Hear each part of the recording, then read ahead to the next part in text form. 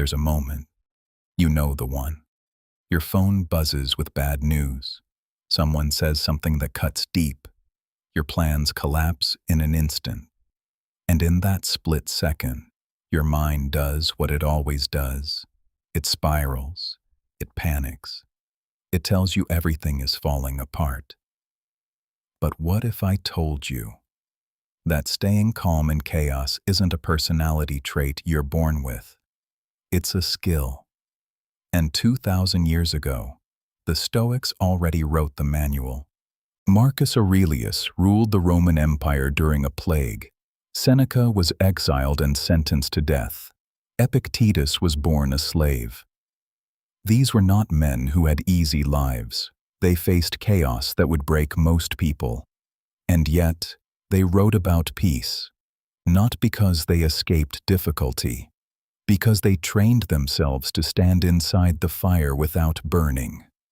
Their 7 rules didn't survive 2,000 years by accident. They survived because they work. Let's go through them one by one. Rule 1. Before you react to anything that upsets you, wait 24 hours. Seneca wrote, "Anger, if not restrained, is frequently more hurtful to us than the injury that provoked it." Translation: the damage you do while angry is usually worse than whatever made you angry in the first place. Here's what happens in your brain. The amygdala, your emotional alarm system, fires in milliseconds. But your prefrontal cortex, the rational part, takes longer to come online. When you react instantly, you're running on pure emotion, no logic, no wisdom, just fire. When you wait 24 hours, 3 things happen. First, the chemical surge fades, cortisol drops, adrenaline burns off. Second, you see details you missed in the heat of the moment. And third, and this is the one nobody talks about, you often realize the thing you were furious about doesn't actually matter.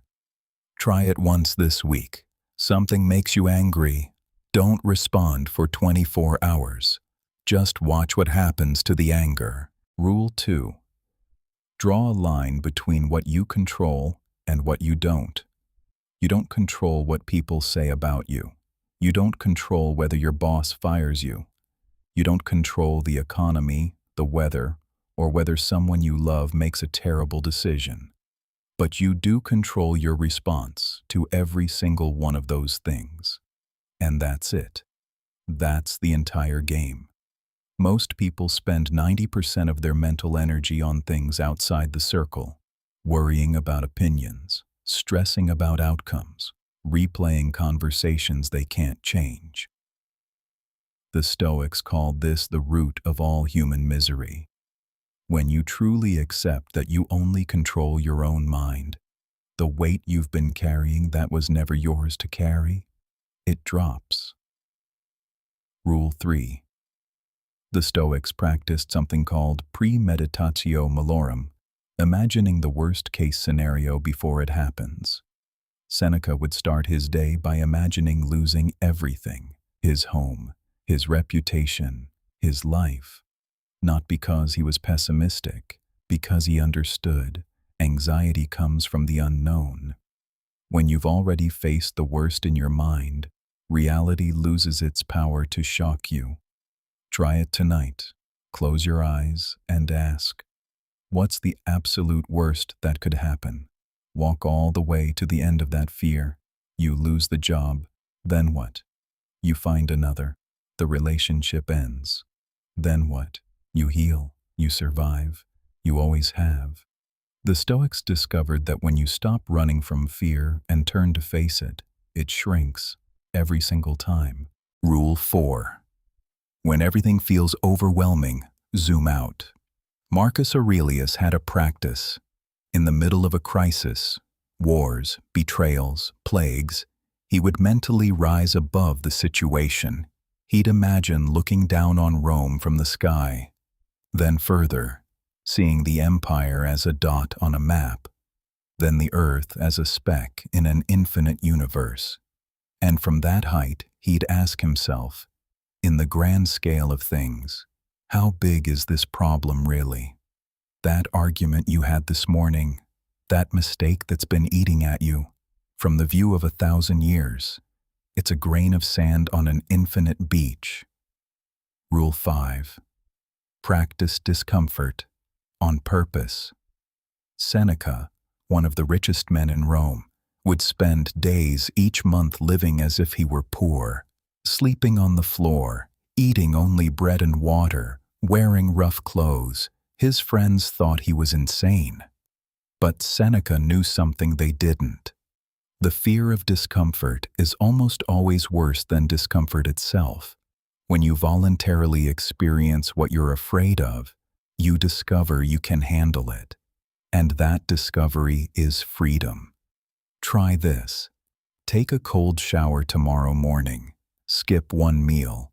Walk somewhere instead of driving. Each small act of voluntary discomfort is a message to your mind. I am tougher than my comfort zone.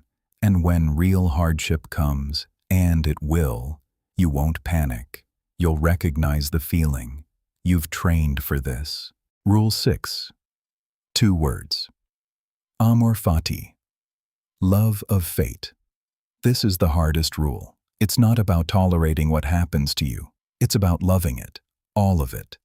The failure, the betrayal, the loss, the things that make no sense while they're happening. Marcus Aurelius wrote, "A blazing fire makes flame and brightness out of everything thrown into it. A strong mind doesn't just survive obstacles, it uses them as fuel." When something goes wrong, most people ask, "Why is this happening to me?" The Stoic asks, "Why is this happening for me? What is this teaching me that I couldn't learn any other way?" Amor Fati is the decision to stop fighting reality and start using it. Rule 7. Memento Mori. Remember, you will die. The Stoics didn't whisper this to depress themselves. They said it to wake themselves up. When you truly remember that your time is limited, 3 things happen instantly. Petty problems stop mattering. You stop postponing. And you start noticing. Really noticing. The way light hits the wall in the morning. The sound of someone you love laughing. The taste of simple food when you're hungry. Memento Mori isn't about death. It's about realizing that everything is precious, precisely because it ends. Seneca put it bluntly, you live as if you'll live forever.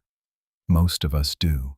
The Stoic lives as if today is all there is, because one day it will be. So here are the 7 rules. Write these down.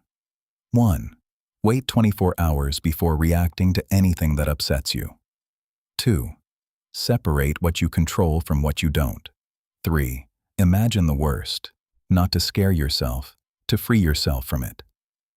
4. Zoom out. See your problems from the height of the stars. 5.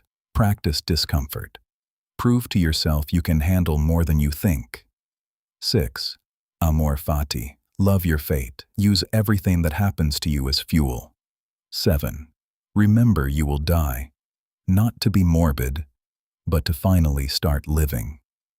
The Stoics left us these rules not because they had easy lives, but because they discovered that peace isn't something you find when the chaos stops.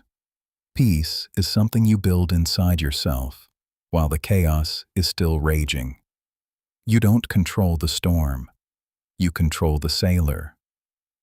Mind autopsy. The autopsy has only begun.